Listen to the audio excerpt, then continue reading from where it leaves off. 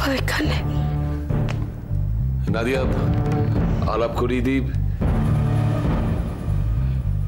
এ হচ্ছে সুপ্রিয় মুখার্জি, মানে আমার সেক্রেটারি বলতে পারো।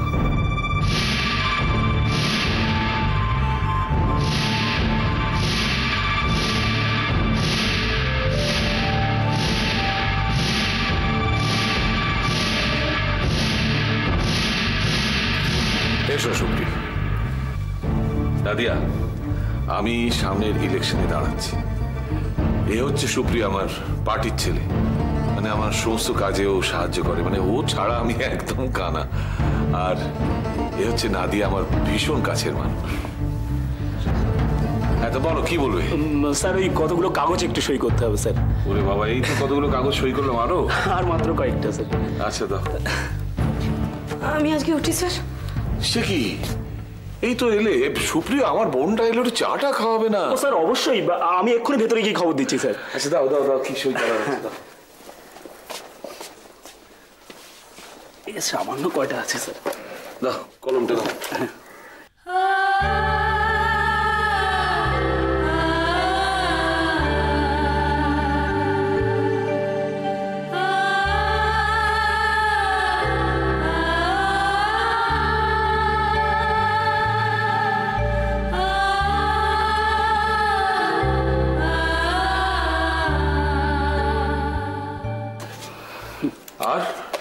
আর স্যার, ওই সমরদার সঙ্গে একবার দেখা করতে হবে স্যার।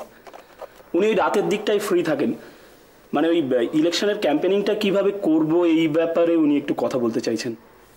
ও ঠিক আছে, তুমি বলে দাও, আমি ওই রাত 9:30 নাগাদ যাব।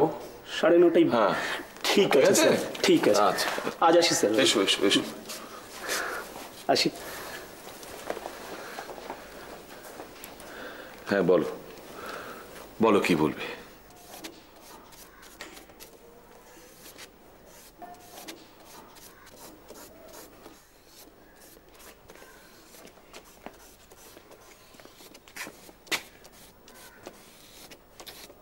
বাবা, বেড়ে এঁকেছিস তো ছবিটা? তুই? বুঝলি দিদি ভাই, সবই ঠিক আছে। এইখানটা তুই যদি একটু লাল রঙের ব্যবহার করতিস ভালো হতো। কি কি হলো, হাসছিস কেন? না, এরকম বিজ্ঞের মতো বললি তো, তাই জন্য। হাঁকার কেন?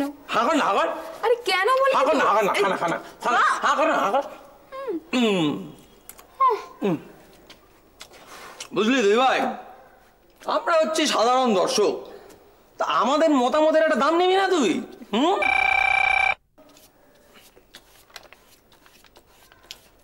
হ্যালো হ্যালো দাদা ভাই। কি রে দিয়া, এনি প্রবলেম? প্রবলেম কেন হবে? হঠাৎ ফোন করলি তাই?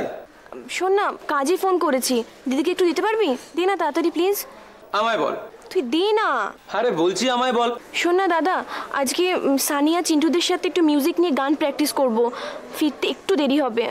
আর একটা কথা দাদা, প্লিজ তুই মাকে বলিস না। আচ্ছা। আর শোন, আঙ্কেলকে বলে দিস কিন্তু। হ্যাঁ আঙ্কেলকে বলে। আচ্ছা শোন, তুই খাওয়া দাওয়া কোথায় করবি? কি রে, তোর হঠাৎ কি হলো? কেন হঠাৎ খাওয়া দাওয়া নিয়ে চিন্তা করছিস? তোর কাছে টাকা পয়সা আছে তো, না আমি কি দিয়ে আসবো? ওরে বাবা না না, আছে আমার কাছে যথেষ্ট টাকা পয়সা আছে। আর শোন, তুই কিন্তু আঙ্কেলকে কথাটা মনে করে বলে দিস।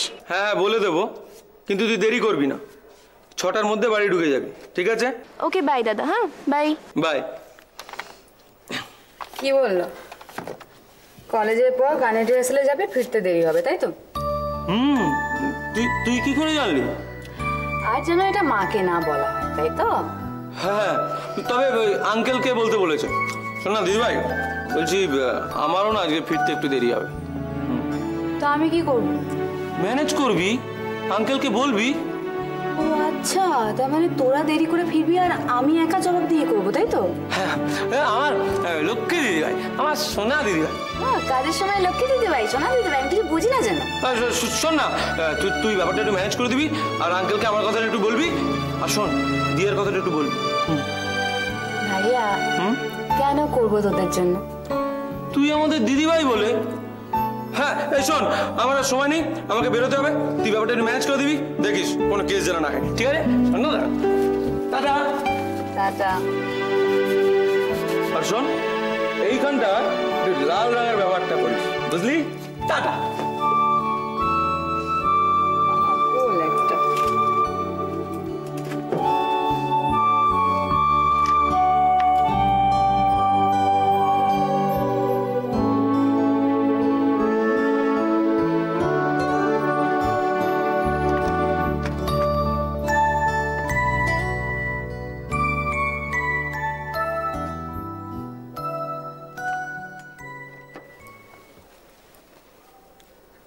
লজ্জার মাথা খেয়ে আপনার কাছে এসেছে সিংহমশাই।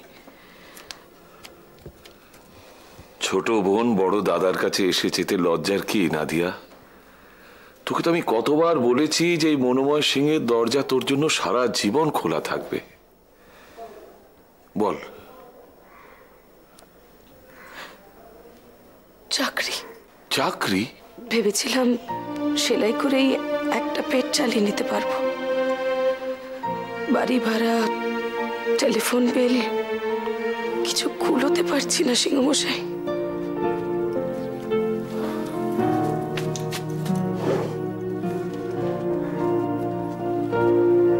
না সিংহমশাই, আমি টাকা চাইতে আসিনি। আমি জানি এত বছর পর সেটা তোকে আমায় বোঝাতে হবে না। তবে দেখ, চাকরিটা তো আর মুখের কথা নয়, আর তোরও বয়স বাড়ছে, হুট করে তো আর চাকরি পাওয়া যায় না। যতদিন না পাওয়া যাচ্ছে আমি চালিয়ে নিতে পারবো। দাদার কথাটা শোন নাদিয়া, এই টাকাগুলো একটু রাখ, আমি দেখছি আমি তোর চাকরির ব্যবস্থা করতে পারি কিনা। মাথা উঁচু করে দারিদ্র্যের সঙ্গে সে কোন ছোটবেলা থেকে লড়াই করে এসেছি।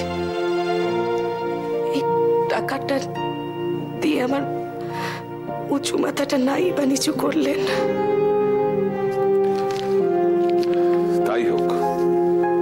আজ আসি সিংহমশাই, আমার কথাটা একটু মনে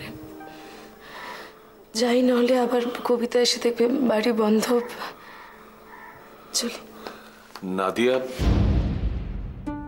আমাকে একটা কাজে সাহায্য করবি? সাহায্য আপনাকে?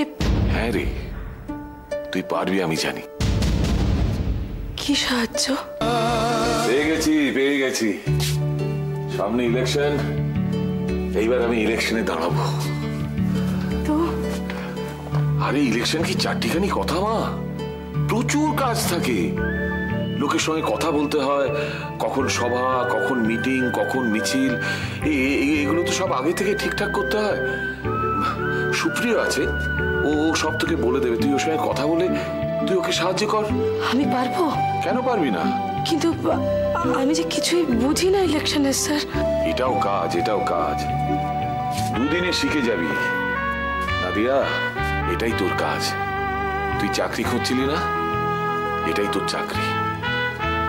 আর কাউকে বলতে হবে না, এই মনোময় সিংহ তোকে এই চাকরিটা দিল। বল তুই রাজি কিনা? ও স্যার, একটা কথা বলতে ভুলে। ও আপনি ব্যস্ত আছেন? ঠিক আছে স্যার, আমি পরে আসবো। সুপ্রিয় শোনো, আমি বলছিলাম নাদিয়া যদি ইলেকশনের কাজে আমাকে সাহায্য করে তাহলে কেমন হয়? সে তো খুব ভালো হয় স্যার, আমাদের কর্মীরা একজন দিদি পাবে, খুব ভালো হয় স্যার। কিন্তু স্যার মাইনে পাবি, এমনি খাটাবো না। সকাল সকাল চলে আসবি, তারপর সারাদিন কাজকর্ম করে সন্ধ্যাবেলা বাড়ি ফিরে যাবি। কিন্তু স্যার একটা কথা আছে, মানে আসবার সময় হয়তো ঠিক আছে, কিন্তু কখন ফিরবেন সেটা তো ঠিক নেই। মানে ওই ইলেকশন যত এগিয়ে আসবে তত কিন্তু ফিরতে রাত হবে। দরকারে কিন্তু এখানে থেকে যেতেও হতে পারে। সেনায় থেকে যাব, কোনো অসুবিধা হবে না। তবু বাড়িতে কবিতা আছে তো। কি রাজি তো? হ্যাঁ স্যার, নিশ্চয়ই রাজি। আরে কথাটা নাদিয়াকে বলতে দাও। ও সরি স্যার। না নিশ্চয়ই রাজি, তবে একটু শিখিয়ে পড়িয়ে নিতে হবে ভাই। সে দিদি, আপনার এই ছোট ভাইয়ের উপরে আপনি ভরসা রাখতে পারেন, সমস্ত কিছু শিখিয়ে দেবো। থাক।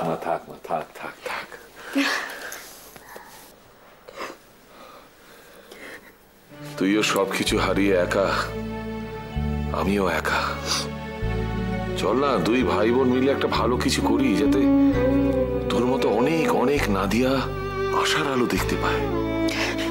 নিশ্চয়ই। তো একটা কথা বলবো মা, উত্তরটা আজও খুঁজে পেলাম না। বাঙালি কেন এত কাঁদে? হ্যাঁ,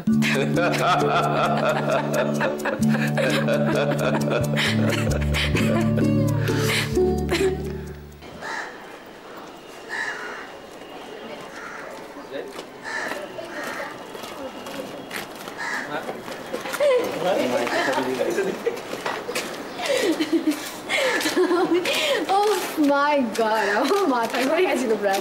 জানিস অমৃতা, দিয়াটা এত ভালো গান গায়, দিদিভাই এত ভালো ছবি আঁকে, মাঝে মধ্যে ভাবি একমাত্র আমি কিছু পারি না। কে বলেছে তুই পারিস না? তুই তো পারিস। কি মাথা গরম করতে? ঠাট্টা করছিস? কর কর, ঠাট্টা কর, ঠাট্টা কর। ওই দেখো, আবার আবার মাথা গরম করে ফেললি কিন্তু তুই, দেখলি? শুধু মাথা গরমটাই দেখলি, আর মাথা গরমের কারণগুলো দেখলি না। আরে বাবা, সরি সরি, ভুল হয়ে গেছে, সরি। ওকে, এত এত ছোটখাটো ব্যাপারে মাথা গরম করার মতো ছেলে আমি নই। আচ্ছা কিরিট, এই কলেজে সব ছেলেদের তো দেখছি ইলেকশনের জন্য ক্যাম্পেনিং করছে, তোকে তো কিছু করতে দেখছি না। দেখ, রাজনীতি আমি পছন্দ করি না, প্রচন্ড নোংরা লাগে, ও সব থেকে আমি শত হস্তে দূরে। মনোময় সিং এর হয়ে তো ক্যাম্পেনিং করতে পারিস। জানি মনোময় দাদা এবার ভোটে দাঁড়াচ্ছে, না রে, রাজনীতিতে আমি জড়াবো না। আকাশদা, টনি, ছোটু ওরা খুব কাজ করছে। মনোময় সিংহ রয়? অত শত জানি না বাবু, মনোময় সিংহ একজন সৎ মানুষ, ভালো মানুষ, আমি সেটা জানি। মামার মুখেই শুনেছি উনি কোনো রকম ডোনেশন নিচ্ছেন না, ওই যে পয়সা চুরি প্রচার করে সেসব উনি করছেন না। এই তো ভোটের জন্য মামু ওনাকে টাকা দিতে চেয়েছিল, উনি নাকি সেটাও নেননি। আচ্ছা, মনোময় দাদু মানুষটা সত্যি অদ্ভুত রে, ছোটবেলা থেকেই দেখছি, একেবারে বিন্দাস, যৌবনে প্রচুর টাকা রোজগার করেছেন, এখন সব মায়ের পায়ে। শুধু দেখ কিরিট, এইসব মানুষেরা কাজ করার জন্য বেশি লোক পাবে না, এখানে যে টাকার গন্ধ নেই। তো ইনিও তো সৎ মানুষ। মনোময় দাদাকে যে আমি চিনি সেটা বোধহয় তুই জানিস না অমৃতা। কয়েক মাস আমি আর দিদিভাই ওনার কাছে ছিলাম। তাহলে কি তাহলে? শোন কিরিট, সৎ ভালো মানুষদের পাশে দাঁড়ানোই তো তোর কাজ। আর মনোময় দাদু যদি যেতে তাহলে তো সমাজের জন্য ভালো কাজই করবে।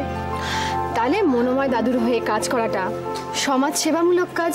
বাবা, এটা একদম পাক্কা নেতাদের মতো কথা বললি তুই। হ্যাঁ, আকাশদা, ছোটু, টনি ওরা সবাই ভোটের জন্য কাজ করছে, দাদুর জন্য বোধহয় কেউ খাটবে না রে। ভাববো, সিরিয়াসলি ভাববো। ভালো ভাববি। আরে আমি কি ভাববো সেটাও তুই আমায় বলে দিবি? হ্যাঁ, ভালো কাজ যখন তখন বলবো তো বটেই। আচ্ছা, আমি ভালোই ভাববো। ওকে,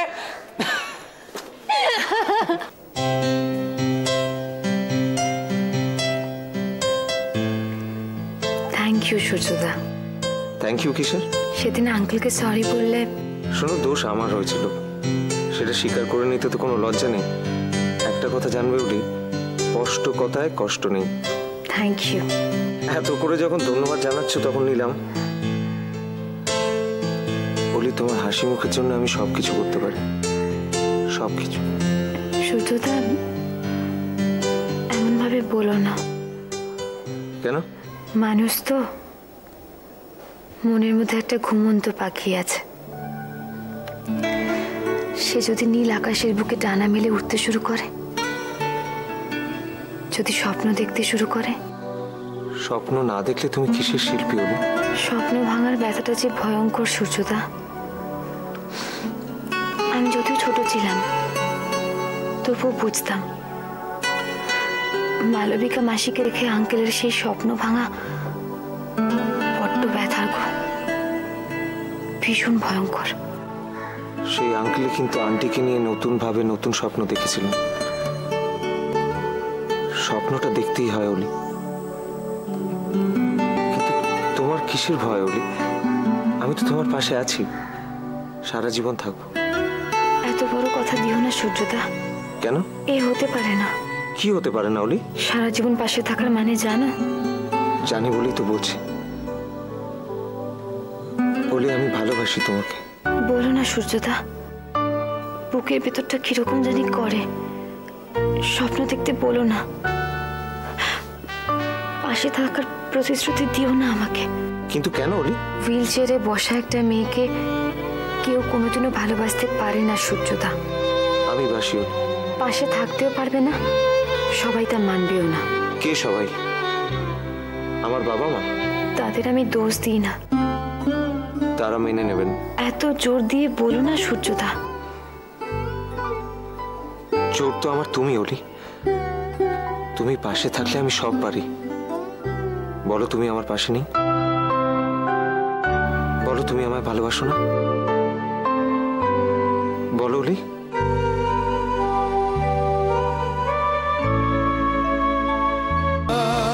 বলো অলি, তুমি আমায় ভালোবাসো না? বাসি। ওই দেখো, কি হলো? দিয়াটা আমাকে জড়িয়ে ধরে ঘুমাচ্ছে। ইস, যদি আমি দিয়া হতাম। দিয়াটাকে হিংসে হচ্ছে জানো। ধ্যাত, দিদি লাইটটা অফ কর। করছি করছি। কি বলছে দিয়া? লাইটটাকে নেভাতে বলছে। একটু চোখে আলো লাগলেই উঠে পড়ে ঘুম থেকে। বলি, বলো। আমার কাছে আসবে তো? আমার বউ হবে তো? দিদি আলোটা নিভানো। আমি এখন রাখছি, হ্যাঁ, পরে কথা বলবো। রাখ, আগে আমার উত্তরটা দাও। কি? আমার বউ হবে তো অলি? কি হবে তো? অলি আবার বলো, ভালো করে বলো। হ্যাঁ হ্যাঁ হ্যাঁ। Good night. এবার রাখো। Good night.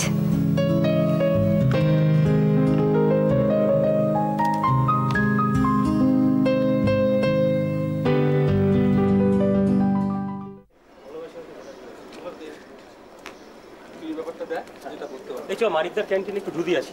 না রে, আজকে লতানটিকে বলে এসছে আমাকে তাড়াতাড়ি বাড়ি ফিরতে হবে। সরি রে। এই তো কেটে পড়ছিস। হ্যাঁ, আজকে আমি সত্যি কেটে পড়ছি। আচ্ছা ঠিক আছে, তুই যা, আমি রাত্রে থেকে ফোন করে নেবো। হ্যাঁ, আমাকে মনে করে রাতে ফোন করবি, ঠিক আছে? মনে করে ফোন করবি। আরে